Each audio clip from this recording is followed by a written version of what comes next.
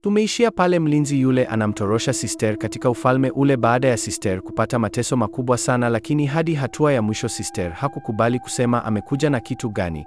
Mfalme aliamuru Sister asipewe chakula ili aseme, ila Sister hakuwa tayari kwa kusema aliona bora afe kuliko kumpa mfalme yule asiye na busara kile kitabu cha maajabu.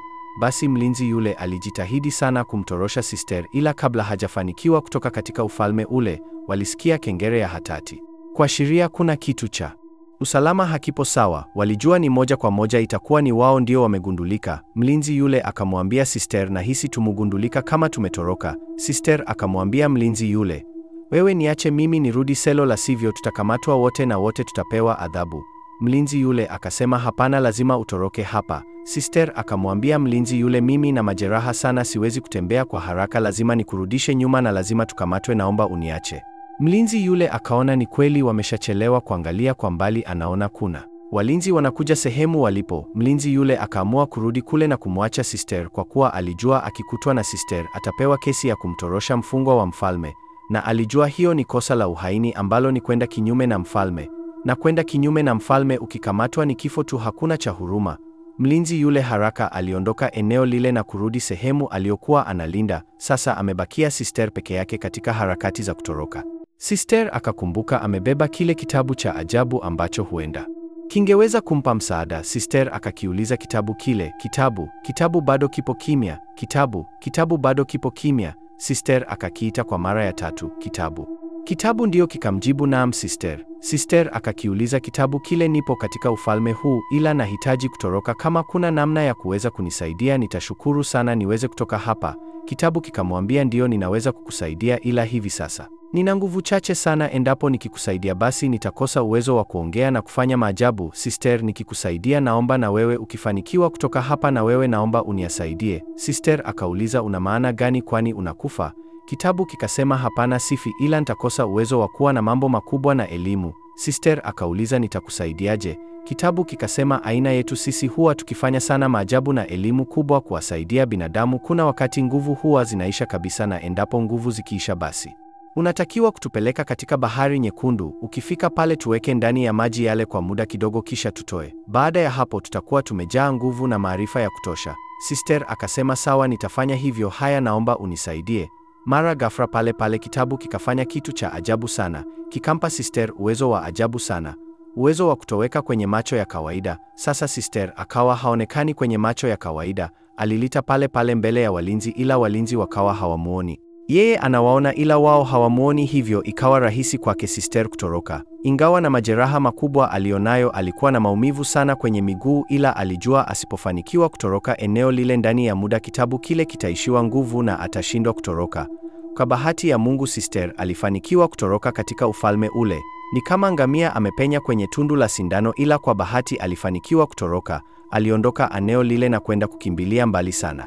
Alikimbilia hadi kwenye kijiji kimoja kilichopo jirani na ufalme ule. Kwa bahati mbaya, kabla hajafanikiwa kufika katika kijiji kile, Sister alizimia kwa maumivu makali na kukosa nguvu kwa kutopata chakula kwa muda mrefu.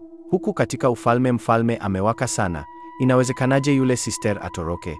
Haiwezekani. Imewezekanaje atoroke katika ufalme wangu? Na amepita sehemu ambazo sio rahisi kwa mgeni kuzijua, yeye amezijuaje? Hapa lazima kuna msaada wa mtu aliupata. Na kweli mfalme alikuwa sahihi. Sister alipata msaada kwa moja ya walinzi wa mfalme. Mfalme yule kwa ghadhabu akawauliza walinzi wale waliokuwa zamu, nyinyi mlikuwa wapi? Walinzi wale kwa ghadhabu na uogoa, mfalme, mimi nilienda kuangalia geti kubwa. Mfalme akauliza, na wewe? Yule mlinzi aliyofanikiwa kumtoyosha Sister akasema, mfalme, mimi nilikuwa zamu, ila kuna mtu alikuja akanipiga na kitu kizito kwenye kichwa, ndio kikanifanya nizimie. Na kweli mfalme kuangalia anakuta mlinzi yule ana jeraha maeneo ya kichwani. Kumbe mlinzi yule alijua lazima ataulizwa, hivyo akatafuta sababu na kujiumiza kichwani ili apate kisingizio. Mfalme akakasirika sana, nataka walinzi wote muende mkamtafute Sister huyo popote alipo mpaka mumpate. Zungukeni kwenye kila kijiji, zungukeni kwenye kila mtaa, yani mpaka mumpate. Hawezi kuwa mbali, ameumia sana na anajaa ya muda mrefu, hivyo mwili wake ni dhaifu. Hawezi kuwa amefika mbali. Walinzi haraka wakaanza msako kwa kumtafuta Sister. Mfalme yule alikuwa na ghadhabu sana, hivyo walinzi walijua wasiporudi na Sister basi watamkwaza sana mfalme. Huku upande wa pili mida ya asubuhi binti mmoja alikuwa kisimani akachota maji kwa pembeni akaona kuna gunia nimetupwa ile kusogelea anaona ni kama mtu kalala. Alishangaa sababu sio kitu cha kawaida kukiona kisimani, ile kusogelea kwa karibu anaonani mwanamke aliyena majeraha amelala pale. Mwanamke yule alipiga kelele sana kwa kumuona mwanamke yule, kumbe alikuwa ni sister. Kwa mbali sister akafumbua mdomo na kumwambia, naomba unisaidie. Mwanamke yule kidogo uoga ukapungua akaona kumbe yupo hai. Hivyo mwanamke yule akamchukua sister na kumpeleka hadi nyumbani kwake. Kufika kwake mwanamke yule akampa huduma ya kwanza sister. Baada ya hivyo akambadilisha na nguo sababu nguo zake zilikuwa zimejaa damu sana. Na mwanamke yule alikuwa ni mwanamke anayefahamu sana tiba za asili sababu alikuwa kwenye mazingira ya tiba hivyo anafahamu dawa nyingi. Baada ya kumpa tiba alimpa na maji yenye dawa ambazo zingeweza kumpa nguvu. Baada ya kufanya hivyo alimwacha sister aweze kupumzika. Huku upande wa pili walinzi wanazunguka katika vijiji mbalimbali ili kumtapa sister. Katika ufalme ule kuna vijiji zaidi ya 50 vilivyopo nje ya ufalme ule, hivyo ni lazima wangetumia muda mrefu mpaka kupata kijiji sahihi kilichomhifadhi sister. Huku binti yule alimsaidia sister kwa siri sana bila hata ya watu wengine kujua kwamba kuna mtu anamsaidia. Ilipita zaidi ya wiki moja angalau sister akaanza kupata nafuu kidogo, ila kwa muda huo wote alikuwa ni wa kulala muda wote. Hakutakiwa kutoka hata nje sababu hujui ni nani anayemtafuta. Binti yule alijua hakika lazima kuna kitu ambacho sister alikifanya. Baada ya wiki moja binti yule angalau akaweza kumuuliza sister, hivi umefanya tukio gani mpaka watu wakuumize vile?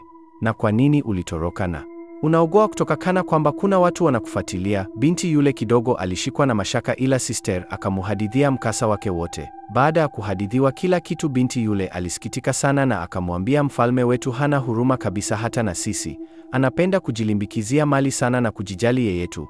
Hata hapa kijijini watu wengi wanakufa kwa njaa na maradhi, lakini hata siku moja hatujawahi kuona msaada wowote kutoka katika falme. Zaidi kila mwezi wanakuja tu kuchukua kodi zetu.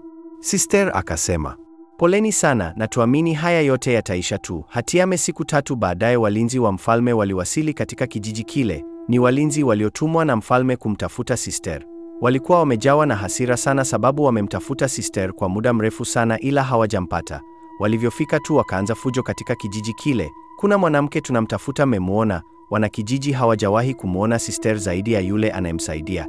Hivyo wengi wakasema hapana, hapa hayupo. Walinzi wale wakasema kama kuna mtu anamficha tutajua, na tukijua unamficha huyu sister adhabu ni moja tu, kifo. Kwa hiyo kama kuna mtu anajua sister yuko wapi ni bora atuambie. Walinzi wale wakaanza msako kila chumba kuangalia kama watampata sister. Na kweli sister yupo ndani. Ne, unadhani itakuwaje kule mbele walinzi watampata sister au la? Basi usiache kunifollow na kuandika next, pia subscribe.